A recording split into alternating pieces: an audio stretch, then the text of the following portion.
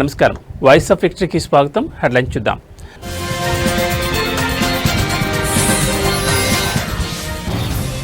AP రాజకీయాల్లో కీలక పరిణామం. లోకేష్తో భేటీ కానున్న వంగవీటి రాధాకృష్ణ.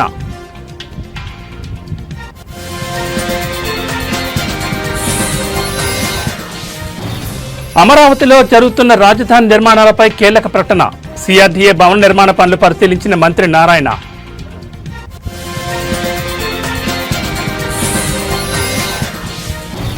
హరీష్ రావు కేటీఆర్ పై తీవ్ర విమర్శలు చేసిన కవిత. ఎమ్మెల్సీ పదవికి పార్టీ సభ్యత్వానికి రాజీనామా.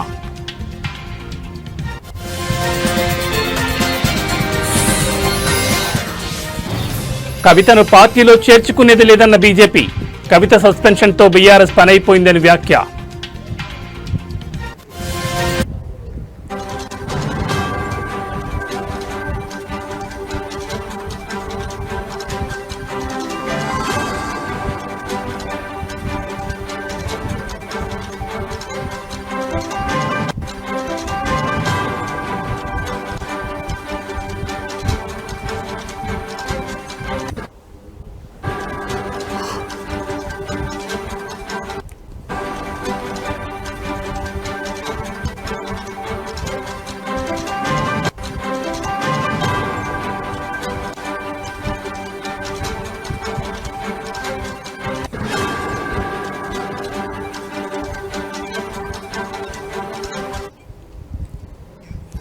బులెటిన్లో బ్రేకింగ్ న్యూస్ చూస్తున్నాం. ఆంధ్రప్రదేశ్ రాజకీయాల్లో కీలక పరిణామం చోటు చేసుకోబోతోంది.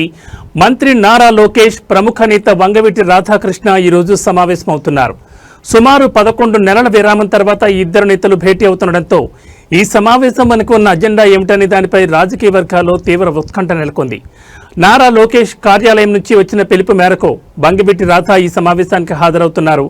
ఇందుకోసం ఆయన హైదరాబాద్ నుంచి విజయవాడకు బయలుదేరి వెళ్లారు. ఇటీవల జరిగిన సార్వత్రిక ఎన్నికల్లో వంగవీటి రాధా తెలుగుదేశం, జనసేన, బీజేపీ కూటమి అభ్యర్థుల విజయానికి విస్తృతంగా ప్రచారం చేసిన విషయం తెలిసిందే. తనకు టికెట్ కేటాయించకపోయినా రాష్ట్ర వ్యాప్తంగా పలు నియోజకవర్గాల్లో పర్యటించి కూటమికి మద్దతుగా నిలిచారు.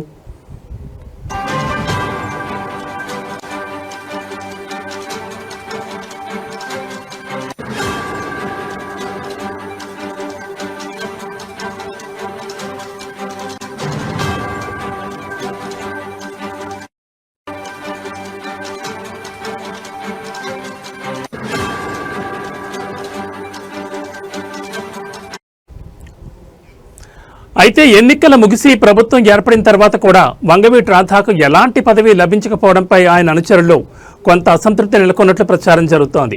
ఎమ్మెల్సీ పదవి లేదా మరో కీలక నామినేటెడ్ పదవిని వారు ఆశించారు. ఈ నేపథ్యంలో జరుగుతున్న తాజా సమావేశం ప్రాధాన్యతను సంతరించుకుంది. ఈ భేటీలో వంగవీటి రాధా రాజకీయ భవిష్యత్తుపై నారా లోకేష్ నుంచి స్పష్టమైన హామీ లభించవచ్చని ఆయన వర్గీయులు భావిస్తున్నారు. రాధాకు ఎలాంటి పదవి ఇవ్వబోతున్నారు, ఈ సమావేశంలో ఏ అంశాలు చర్చకు రానున్నాయి అనే విషయాలు ప్రస్తుతం ఏపీ రాజకీయాల్లో హాట్ టాపిక్ గా మారాయి. ఈ భేటీ తర్వాత రాధా రాజకీయ ప్రస్థానంపై ఒక స్పష్టత వచ్చే అవకాశం ఉందని విశ్లేషకులు అంచనా వేస్తున్నారు.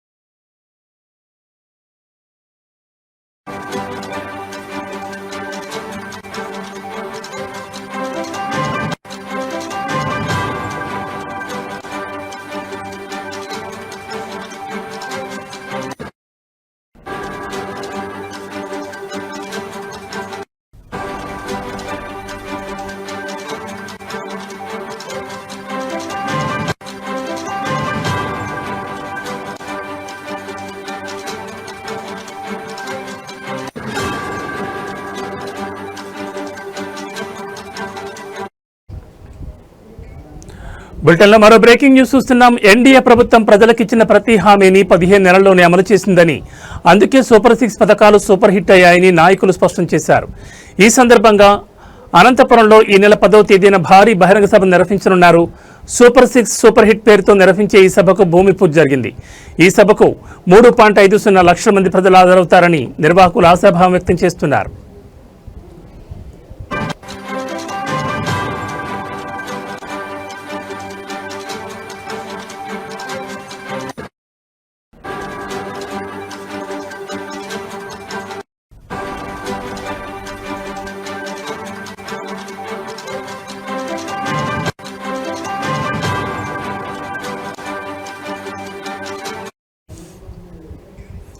ఈ సభకు ముఖ్యమంత్రి చంద్రబాబుతో పాటు మొత్తం 164 మంది ఎమ్మెల్యేలు హాజరు కానున్నారు.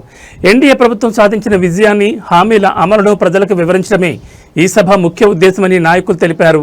ఎమ్మెల్యే దగ్గుపాటి ప్రసాద్ మాట్లాడుతూ, మా ప్రాంతంలో ఈ సభను ఒక చారిత్రాత్మక ఘట్టంగా భావిస్తున్నామని, ఏవైతే హామీలు ఇచ్చామో అవన్నీ నెరవేరుస్తున్నామని, అందుకే ప్రజలు సూపర్ 6 పథకాలు సూపర్ హిట్ అని అంటున్నారు. ఈ సభను ఎన్డీఏ విజయోత్సవ సభగా నిర్వహిస్తున్నామని తెలిపారు. ఎమ్మెల్యే కాలువ శ్రీనివాసులు మాట్లాడుతూ, 164 స్థానాలు గెలవడం ఒక చరిత్ర అయితే, కేవలం 15 నెలల్లోనే ప్రజలకిచ్చిన హామీలను నెరవేర్చడం మరో చరిత్ర. ప్రజా సంక్షేమే ధ్యేయంగా ఎన్డీఏ పాలన సాగుతోందని పేర్కొన్నారు. ఈ సభ ద్వారా ప్రభుత్వం చేసిన పనులను ప్రజలకు మరింత దగ్గరగా తీసుకెళ్లే ప్రయత్నం చేస్తున్నామని ఆయన అన్నారు. ఈ సభ ఏర్పాట్ల కోసం నాయకులు, కార్యకర్తలు తీవ్రంగా కృషి చేస్తున్నారు. ఈ సభ విజయవంతమైతే ప్రభుత్వం ప్రజల మన్ననలను మరింతగా పొందుతుందని వారు ఆశిస్తున్నారు.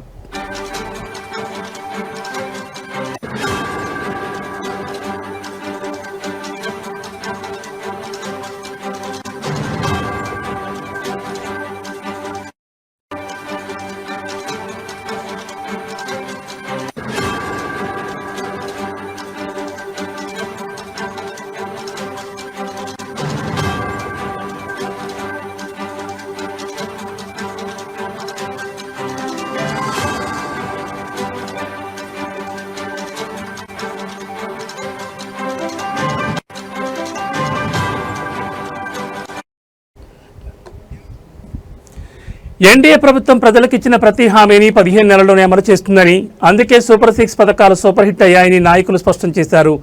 ఈ సందర్భంగా అనంతపురంలో ఈ నెల 10వ తేదీన భారీ బహిరంగ సభ నిర్వహించనున్నారు. సూపర్ 6 సూపర్ హిట్ పేరుతో నిర్వహించే ఈ సభకు భూమి పూజ జరిగింది.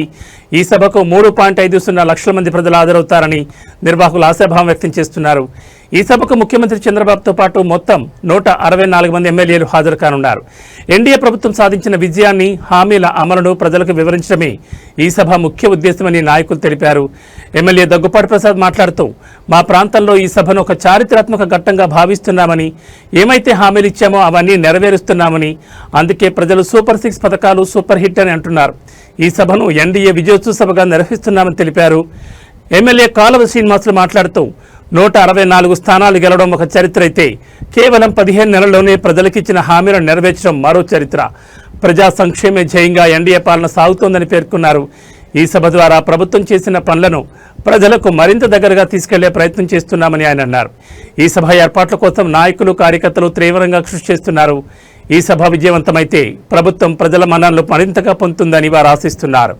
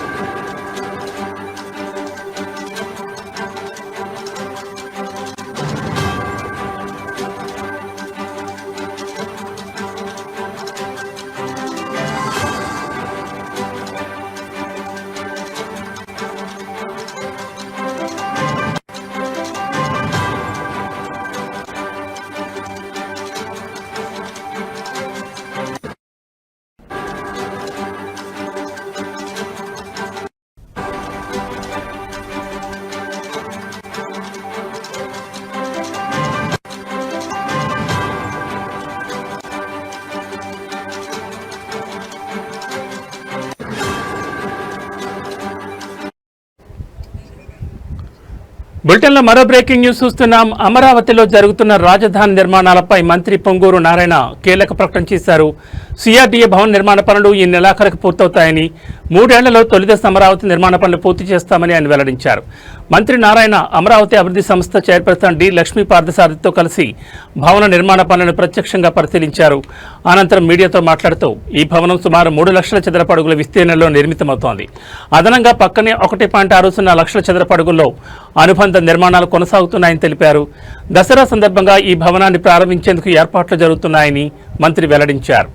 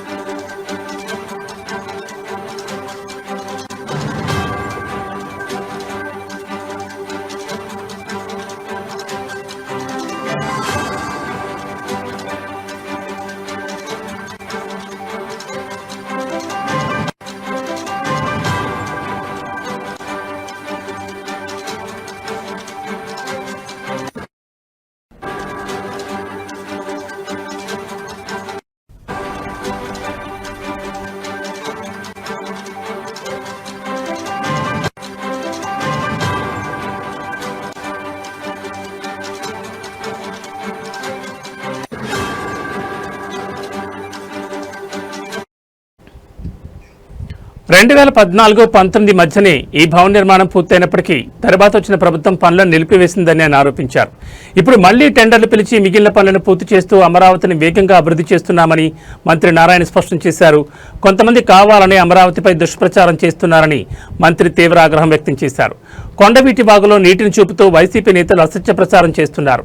వాస్తవంగా వాగులోని అడ్డంకులను తొలగించాం. భవిష్యత్తులో ఎంత పెద్ద వర్షం వచ్చినా అమరావతిలో నీరు నిలిచే అవకాశమే లేదని స్పష్టం చేశారు. వరద నివారణ కోసం రిజర్వాయర్లు, గ్రావిటీ కెనాల్స్ నిర్మాణం వేగంగా కొనసాగుతున్నట్లు తెలిపారు. అమరావతిలో ప్రభుత్వ ఉద్యోగుల కోసం నిర్మిస్తున్న నివాస భవన సముదాయాలు వచ్చే ఏడాది మార్చి నాటికి సిద్ధమవుతాయని తెలిపారు. అలాగే 3 ఏళ్లలో అమరావతిలో తొలిదశ నిర్మాణం పూర్తయ్యేలా ప్రణాళికాబద్ధంగా పనిచేస్తున్నామని మంత్రి నారాయణ పేర్కొన్నారు.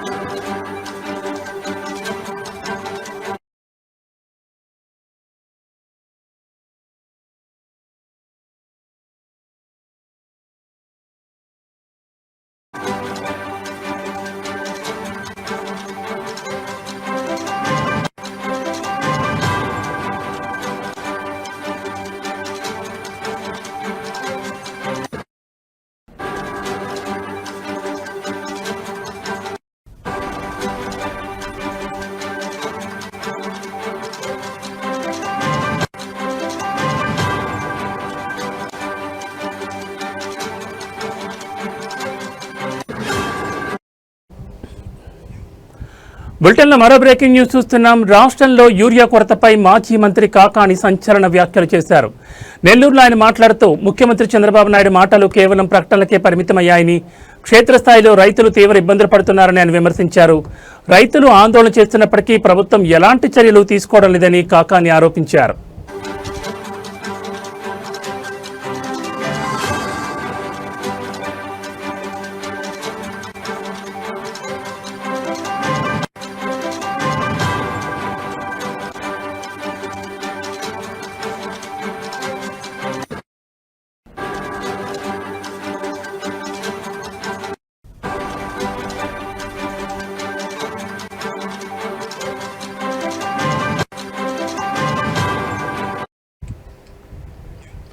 యూరియా కొరతపై టీడీపీ నేత అచ్చెన్నాయుడు చేసిన వ్యాఖ్యలపై కాకాని తీవ్రంగా మండిపడ్డారు. రైతులు ఎదుర్కొంటున్న సమస్యలు అచ్చెన్నాయుడుకు మామూలు విషయంగా అనిపిస్తున్నాయని, రైతులు క్యూలో నిలబడితే తప్పేంటని ఆయన అవమానకరంగా మాట్లాడడం దారుణమని కాకాని పేర్కొన్నారు. రైతు ప్రయోజనాలను పణంగా పెట్టి ప్రైవేట్ డీలర్లకు యూరియాను ఎందుకు ఇస్తున్నారని ఆయన ప్రశ్నిస్తున్నారు.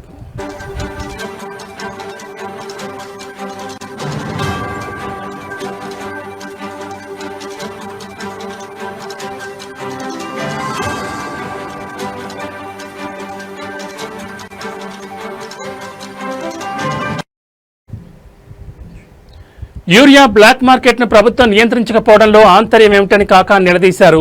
యూరియా పేరుతో భారీ స్కామ్ జరిగిందని, దాదాపు 200 కోట్ల మేర చేతులు మారాయని ఆయన ఆరోపించారు. ప్రస్తుతం 270 ఉండాల్సిన యూరియా బస్తా 400 నుంచి 600 వరకు అమ్ముడవుతోందని ఆయన చెప్పారు. రైతులకు సకాలంలో యూరియా అందించడంలో ముఖ్యమంత్రి చంద్రబాబు విఫలమయ్యారని, ఈ విషయంపై ప్రజలకు సమాధానం చెప్పాలని కాకాని డిమాండ్ చేశారు.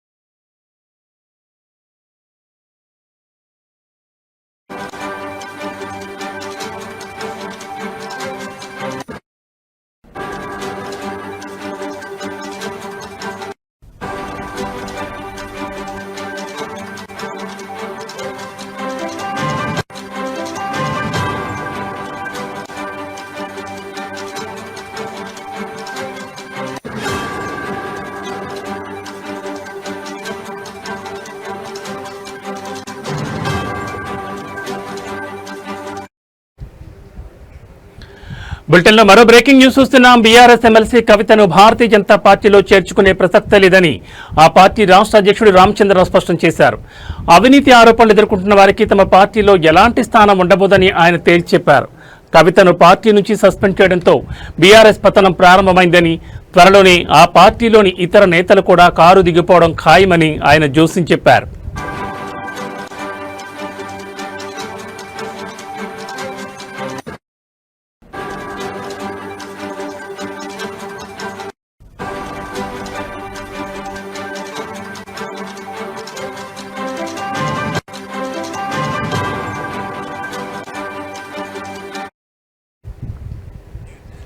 నిన్న నల్గొండ జిల్లా గొండ్రాంపల్లిలో నిర్వహించిన తెలంగాణ విమోచన దినోత్సవ కార్యక్రమంలో రామచంద్రరావు పాల్గొన్నారు. అమరవీరుల కుటుంబాలను సన్మానించిన అనంతరం ఆయన మాట్లాడారు. దోచుకున్న సొమ్ము పంపకాల విషయంలో తేడాలు రావడంతోనే కేసీఆర్ కుటుంబంలో గొడవలు మొదలయ్యాయని, వారి కుటుంబ పంచాయతీ ఇప్పుడు రోడ్డున పడిందని ఆరోపించారు. కవిత చేసిన వ్యాఖ్యలతో బీఆర్ఎస్లో జరిగిన అవినీతి బట్టబయలైందని అన్నారు.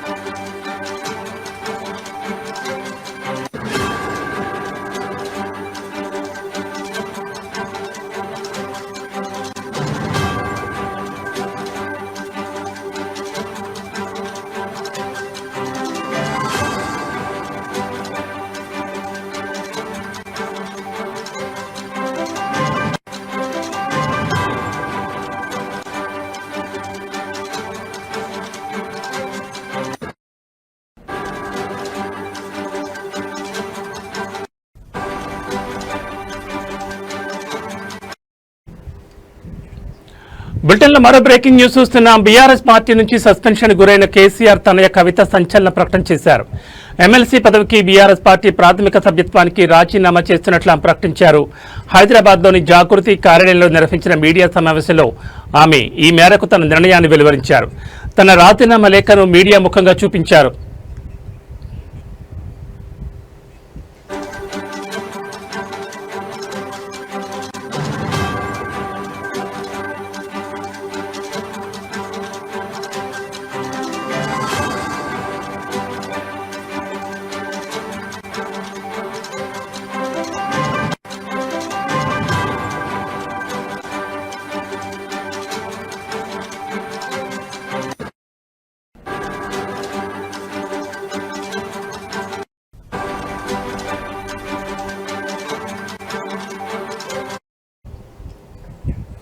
ఇదే సమయంలో మాజీ మంత్రి హరీష్ రావుపై ఆమె నిప్పులు చెరిగారు. హరీష్ రావు సీఎం రేవంత్ రెడ్డికి లొంగిపోయారని ఆరోపించారు. రేవంత్, హరీష్ ఇద్దరు ఒకే విమానంలో ఢిల్లీకి వెళ్లారని, ఆ ప్రయాణంలో రేవంత్ కాళ్లను హరీష్ పట్టుకున్నారని చెప్పారు. ఆ ప్రయాణం తర్వాత హరీష్ పూర్తిగా మారిపోయారని, రేవంత్కు లొంగిపోయారని, ఆ తర్వాతే కుట్రలకు తెరలేచిందని తెలిపారు. నాశనం చేయడమే హరీష్ రావు పని అని మండిపడ్డారు. కేసీఆర్, కేటీఆర్ అని దెబ్బతీసి పార్టీని చేజిక్కించుకునే కుట్రలు జరుగుతున్నాయని చెప్పారు.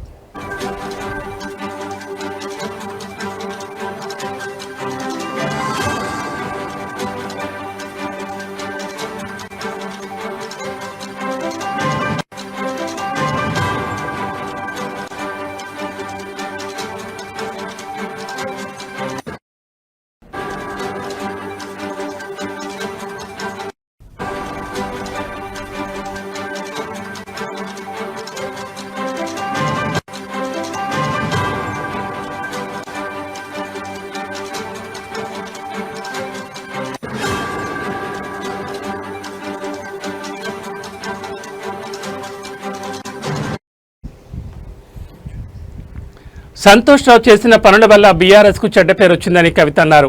కూరలో ఉప్పు చెప్పులు రాయి వంటివాడు సంతోష్ అని తీవ్ర వ్యాఖ్యలు చేశారు.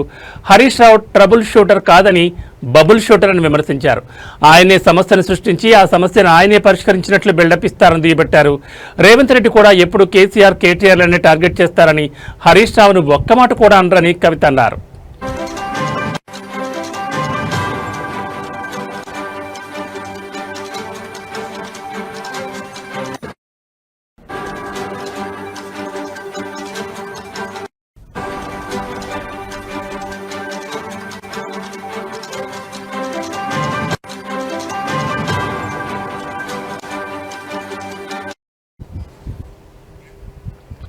తాను మొన్న చెప్పిన ఇద్దరు నేతలు తనపై చిలువలు పలువలుగా తప్పుడు ప్రచారం చేశారని మండిపడ్డారు.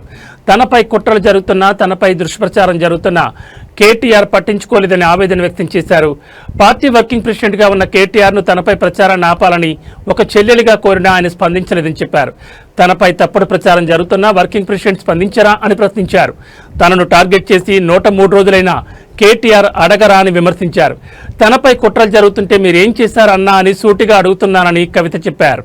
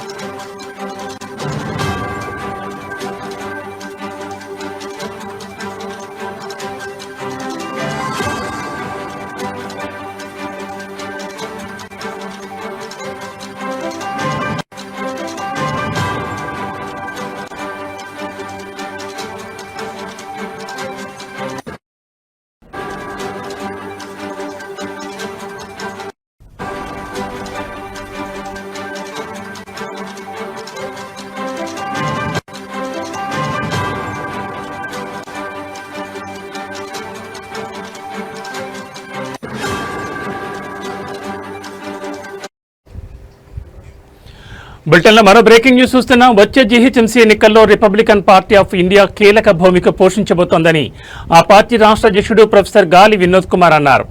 ఈ మేరకు తార్నాకలోని ఆ పార్టీ రాష్ట్ర ప్రధాన కార్యాలయంలో ఏర్పాటు చేసిన విలేకరుల సమావేశంలో ఆయన మాట్లాడుతూ జీహెచ్ఎంసీలో పార్టీని బలోపేతం చేసేందుకు కమిటీలను ఏర్పాటు చేస్తున్నామని చెప్పారు. బడుగు బలహీన వర్గాలు, ముస్లిం మైనార్టీల అభ్యున్నతి కోసం వచ్చే జీహెచ్ఎంసీ ఎన్నికలతో పాటు జూబ్లీహిల్స్ నియోజకవర్గంలో జరగబోయే ఉప ఎన్నికలో లౌకికవాద పార్టీలతో కలిసి రిపబ్లికన్ పార్టీ ఆఫ్ ఇండియా పోటీ చేస్తుందని స్పష్టం చేశారు.